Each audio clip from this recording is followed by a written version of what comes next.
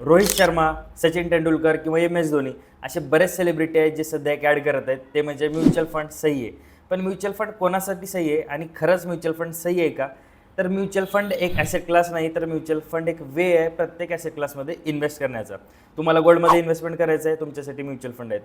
तुम्हाला स्टॉक्समध्ये इन्व्हेस्टमेंट करायचं आहे, तुमच्यासाठी म्युच्युअल फंड आहेत. त्यात पण तुम्ही जर समजा large cap, mid cap, small cap म्हणजे तुम्ही हाय ॲग्रेसिव्ह इन्व्हेस्टर असाल, मीडियम इन्व्हेस्टर असाल किंवा सेफ इन्व्हेस्टर असाल, तुमच्यासाठी वेगवेगळे म्युच्युअल फंड्स आहेत.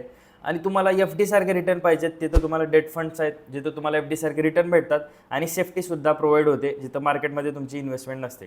आणि इव्हन तुम्हाला 4 दिवसासाठी जर पैसे पार्क करून ठेवायचे, त्यासाठी सुद्धा लिक्विड फंड आहेत, परत अल्ट्रा शॉर्ट टर्म फंड आहेत, बॅलन्स ॲडव्हान्टेज फंड आहेत. आणि तुम्हाला सगळ्यात मोठा बेनिफिट काय, तर तुम्ही ₹100 ₹500 कमीत कमी अमाऊंटपासून SIP इन्व्हेस्टमेंट चालू करू शकताय. आणि इथं तुम्हाला फुल रेग्युलेटरी भेटते, सेफ्टीसुद्धा तुम्हाला खूप चांगली भेटते. त्यामुळे तुम्हाला इन्व्हेस्टमेंट करायचे तर म्युच्युअल फंड एक बेस्ट वे आहे तुम्हाला इन्व्हेस्टमेंट करण्यासाठी. आणि इंडियन कल्चरमध्ये आपण पहिल्यापासून बघतोय की सेव्हिंगला खूप महत्त्व दिलं जाते. पण सध्या भारतामध्ये सेव्हिंगपेक्षा स्पेंडिंग जास्त होते. त्यामुळे आपल्याला प्रत्येक घरात प्रत्येकानं ॲटलीस्ट एक तरी SIP चालू करायला पाहिजे, जिथं थोडीफार तरी सेव्हिंग झाली पाहिजे, जे आपल्याला भविष्यामध्ये खूप कामाला येईल. आणि तुमच्या रिस्कनुसार तुम्ही SIP चालू करू शकता. तुम्हाला सेफ्टी पाहिजे, तुम्हाला लॉंग टर्मसाठी पाहिजे, इन्व्हेस्टमेंटसाठी SIP mutual fund best option आहे. आणि तुम्हाला जर अजून म्युच्युअल फंडबद्दल डिटेल जाणून घ्यायचं असेल किंवा तुम्हाला प्रॉपर फंड्स पाहिजे असतील, ॲसेट ॲलोकेशन करून पाहिजे असेल, तर तुम्ही आम्हाला या नंबरवरती WhatsApp किंवा कॉल करू शकता. आम्ही तुम्हाला बेस्ट ॲडवायझरी प्रोव्हाइड करू. थँक्यू.